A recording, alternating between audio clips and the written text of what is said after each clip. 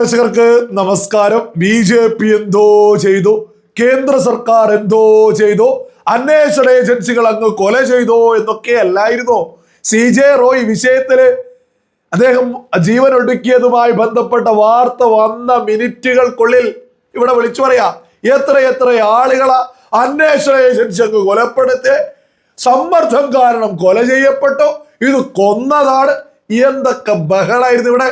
അവരൊക്കെ ഇപ്പോ എന്തു പറയുന്നു? വ്യക്തമായിട്ട് വാർത്തകൾ ഇപ്പോ പുറത്തു വരുന്നില്ലേ?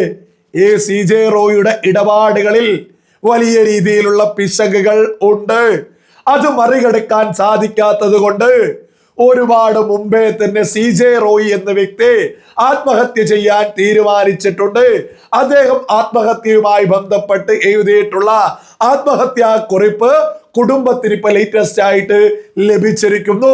ആ ആത്മഹത്യാ കുറിപ്പ് 9 പേജുള്ളതാണ്.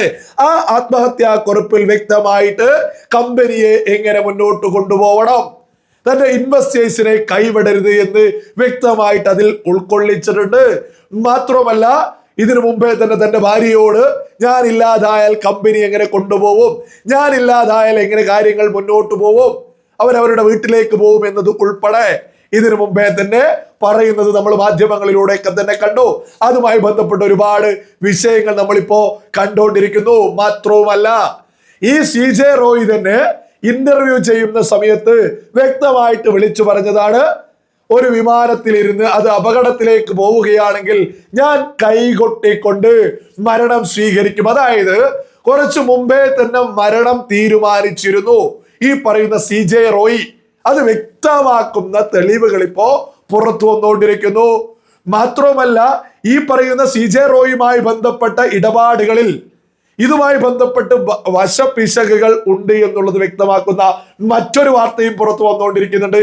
ഇന്ത്യ UAE കരാറുകളൊക്കെയായി ബന്ധപ്പെട്ട് സാമ്പത്തിക വീഴ്ചകളൊക്കെയായി ബന്ധപ്പെട്ടുള്ള അതുമായി ബന്ധപ്പെട്ട് വലിയൊരു കരാറ് ഒപ്പുവെച്ചിരുന്നു. വലിയ സൗഹാർദ്ദത്തിലേക്ക് ഇന്ത്യയും UAEയും എത്തിയതും മാത്രമല്ല ഇക്കഴിഞ്ഞ വർഷത്തോട് കൂടിയിട്ട് സാമ്പത്തിക വീഴ്ചകൾ സംഭവിക്കുന്ന ആളുകളുമായി ബന്ധപ്പെട്ട രേഖകൾ പോലും കൈമാറണമെന്ന രീതിയിലേക്ക് ഒരു ബന്ധത്തിലേക്ക് ഇന്ത്യയും UAEയും എത്തിയതോടുകൂടി കോൺഫിഡൻസ് ഗ്രൂപ്പിന് പറയുന്ന CJ റോയ്ക്ക് വലിയ രീതിയിൽ അടി കിട്ടി എന്ന് തന്നെയാണ് മാധ്യമങ്ങളിൽ വാർത്ത വന്നുകൊണ്ടിരിക്കുന്നത്.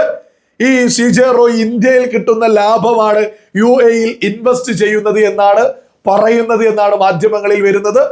ഈ UAE ഇതുമായി ബന്ധപ്പെട്ട് രേഖകൾ ആവശ്യപ്പെട്ടതിന്റെ അടിസ്ഥാനത്തിലാണ് ഇൻകം ടാക്സ് റെയ്ഡ് പോലും നടക്കുന്നത് എന്നതുൾപ്പെടെയാണ് ഇപ്പോ പുറത്തു വന്നുകൊണ്ടിരിക്കുന്നത്. അതായത് UAE അവിടെയുള്ള CJ റോയുമായി ബന്ധപ്പെട്ട ബിസിനസ്സുകളുടെ അടിസ്ഥാനം എന്താണ്, അതുമായി ബന്ധപ്പെട്ട് എവിടെ നിന്ന് പണം വരുന്നു എന്ന് ഇന്ത്യയോട് രേഖകൾ ആവശ്യപ്പെട്ടു.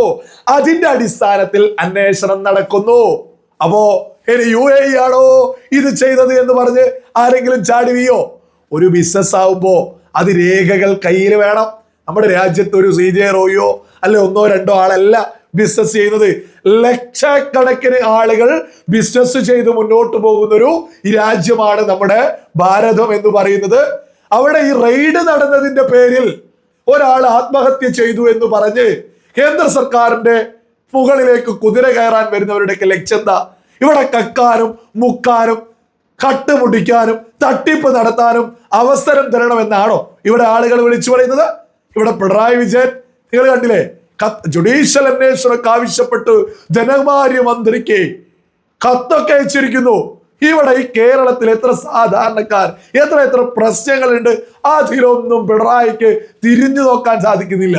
ഇവിടെ ഡോക്ടേഴ്സ് ആയിട്ടുള്ള ആളുകൾ പോലും പ്രതികളാൽ കൊല്ലപ്പെടുന്ന ഒരു കേരളമല്ലത്. ഈ അടുത്തല്ലേ ഒരു ഡോക്ടർ കൊല്ലപ്പെട്ടത്? ഓരോ ആളുകളും ചിന്തിക്കണോ? പ്രതികളാൽ ഡോക്ടർ കൊല്ലപ്പെട്ടത് നമ്മുടെ കേരളത്തിലാ. ഇതിന്റെയൊക്കെ പിന്നാലെ പിണറായിക്ക് പോകാൻ സമയമുണ്ടല്ല. ഇതിനൊന്നും സമയമല്ല. സമയമുള്ളത് നേരെ വലിയ പ്രധാനപ്പെട്ട പണക്കാരായിട്ടുള്ള ആളുകള് എന്ത് തട്ടിപ്പാടോ വെട്ടിപ്പാടോ അതൊന്നും നോക്ക പോലുമില്ല.